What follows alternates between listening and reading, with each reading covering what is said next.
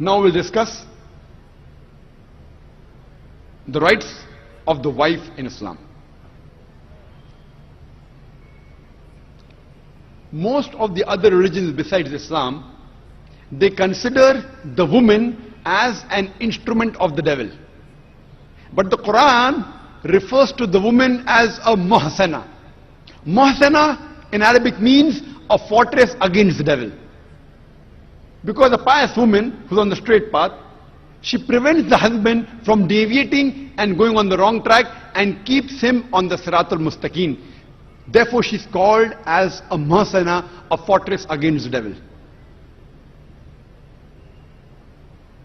The Quran in Surah Nisa, chapter number 4, verse number 21, refers to marriage, to nikah, as a sacred covenant. It's a sacred covenant, a sacred contract between the husband and wife.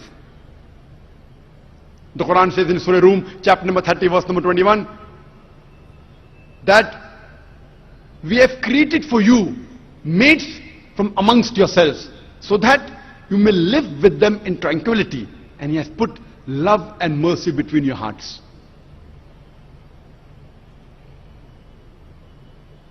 The beloved Prophet Muhammad Sallallahu Alaihi Wasallam, he said, it's mentioned in Sahih Bukhari, volume number 7, in the book of Nikah, chapter number 3, hadith number 5066.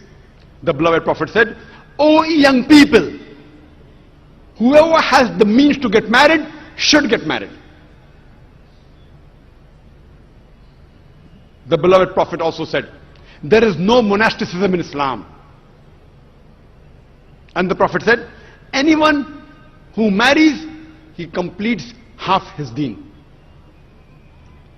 Once during question answer time, there was a person who asked me, that does it mean that if I marry twice, will I complete my full deen? What did the Prophet mean when he said that marriage completes half your deen? Marriage prevents you from promiscuity, from fornication, from homosexuality. Only if you marry do you have an opportunity to be a husband or a wife. Only if you marry do you have an opportunity to be a father or mother, which are very important duties in Islam. So irrespective whether you marry once or twice, you only complete half your deen.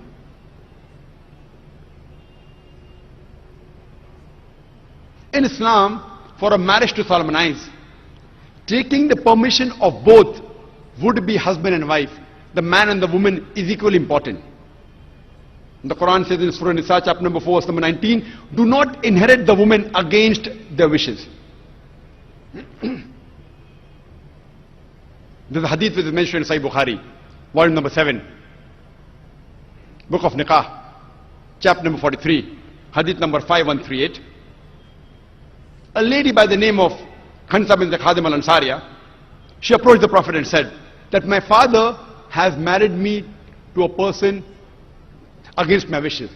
The Prophet, he nullified the marriage. There's another Sahih hadith which is mentioned in Ahmad ibn Hanbal, hadith number 2469, where a lady approaches the Prophet and says that my parents have forced me to marry a man against my wishes. And the Prophet said she has the option of either continuing the marriage or nullifying the marriage.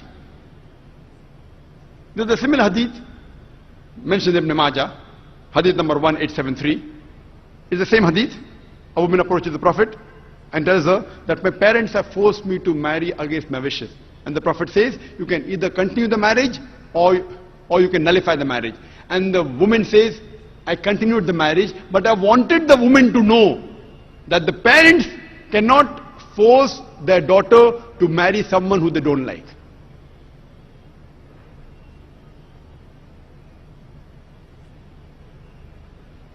The Quran says in Surah Baqarah, chapter number 2, verse number 228, that the women have rights similar to those against them on terms equitable, but the men have a degree of advantage. Based on this verse of the Quran, men and women are equal except in leadership. The Quran clearly says that the women have rights, those similar to them, on terms equitable, but the men have a degree of advantage. Now many of the men in Islam, many of the Muslims, they misunderstand this ending phrase that the men have a degree of advantage, and they think that men are superior. What they're quoting is the verse of the Quran which was recited by a wonderful Qari from Surah Nisa chapter number 4 verse number 34, which says, Ar-rijalu qawwamuna 'ala nisa, that the men are the qawwam of the women. What is the meaning of the Arabic word qawwam? Qawwam comes from the root word aqama, which means to stand up for. How we have aqama before salah, we stand up for salah. So this Arabic word qawwam means the men have one degree of additional responsibility and one degree additional service towards the woman, not one degree of superiority to boss over the woman. And if you read the tafsir of Tabari, he said the Arabic word qawwam means one degree of additional responsibility. Because if you read the verse ahead, the verse says that men, Allah has given men more strength than the women. So because of that advantage, it's the duty of the men that they should take care of the woman, they should not boss over her.